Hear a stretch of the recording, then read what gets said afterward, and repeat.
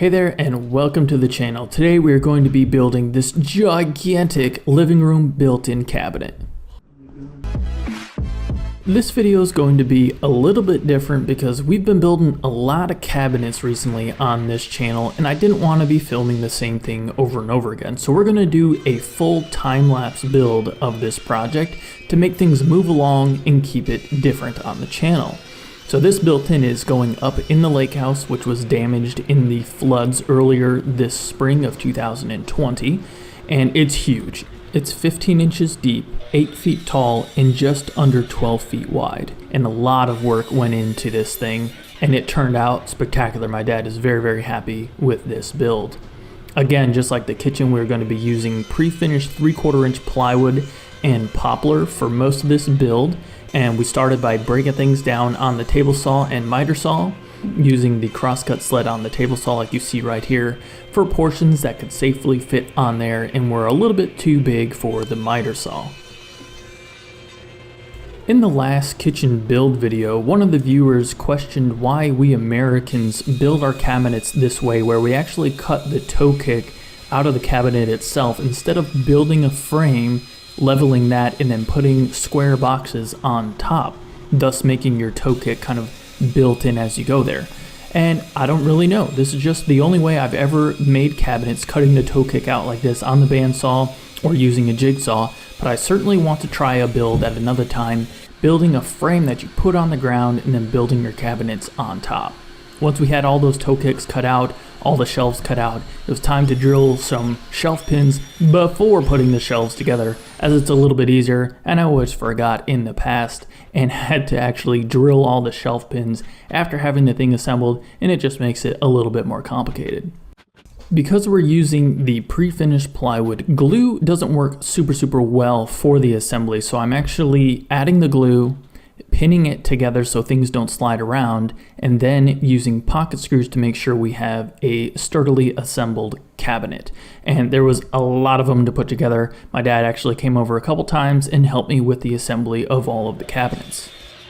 On all those cabinets are a bunch of face frames. I actually use cabinet facing material, which I got from a distributor here in Michigan, which was already cut to the width and thickness that I needed, and this saved an immense amount of time. I just had to whack it down to length on the miter saw and then add a bunch of pocket screws and everything and assemble using wood glue and clamps.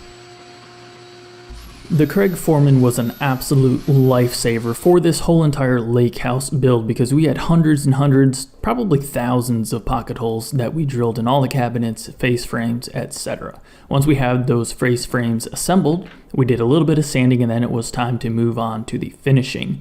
We used General Finishes product on all of this whole lake house build, and we started everything off with a coat of their white sanding sealer. It's called White Undercoat. Same thing as General Finishes sanding sealer, it just has the white pigment in it.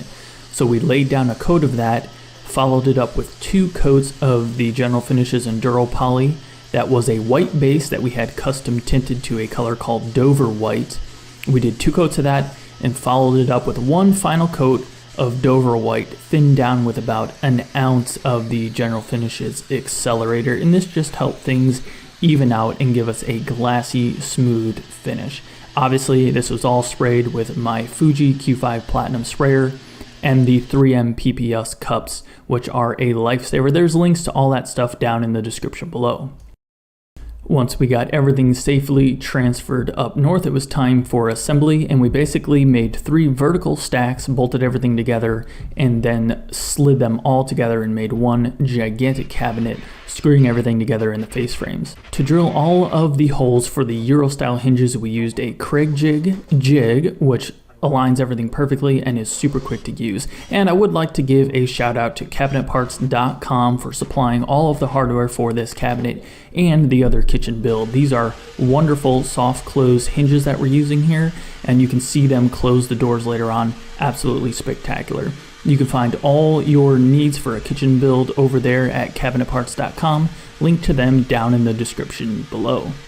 To make installing the drawers a little bit easier, you can see I made a little jig that's held by a clamp down at the bottom. You clamp this onto the face frame and it gives you the perfect 1/2 inch alignment that you need for the spacing all around the cabinets. You just got to put it on the bottom, set your drawer on top, and then screw everything in place. And as you can see there, the soft close action of these hinges is awesome. It came out so well, and my dad is super pleased. We got the rest of the doors installed, which as you can see there are quite a few, and then added the satin nickel hardware, also from Cabinet Parts Direct, for the door handles. You can see we added a toe kick, and on the right and left hand sides we added a thin strip of 1/4 inch plywood that was painted to the same color, and this allowed us to tighten it up against the wall, taking into account any unevenness in the wall and giving us a nice reveal all the way around the cabinet. And by golly, does it look fantastic. I hope you guys enjoyed. Please subscribe if we've earned it. We'll see you next time.